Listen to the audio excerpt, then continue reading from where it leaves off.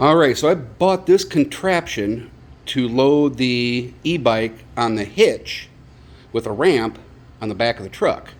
Got it all together, tried it out, and it's nice, but didn't quite work out the way I thought it'd work out for securing the bike down. It's kind of a small bike for a full motorcycle 500-pound capacity ramp. So let me show you what I got done here. So I came up with a solution. This actually works out great. That bike isn't going anywhere. That is strapped down tight. And also the step ramp is strapped down tight too. And if you look right up there, I've got it secured with a padlock. And I might change that padlock out too. But the way I've got this, let me get up here. Oh,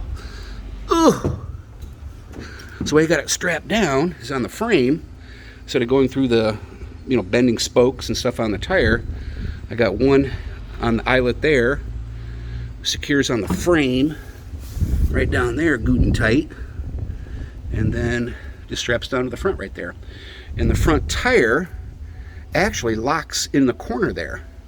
It's really kind of cool how that just kind of is secure. And let me just jiggle it here and I'll show you how secure this thing is. Stand up.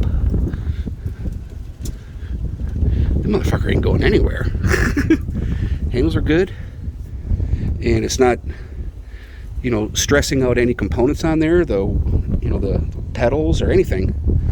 This is all strapped in here, locked in, right there, so it doesn't go anywhere. And this is strapped in right here.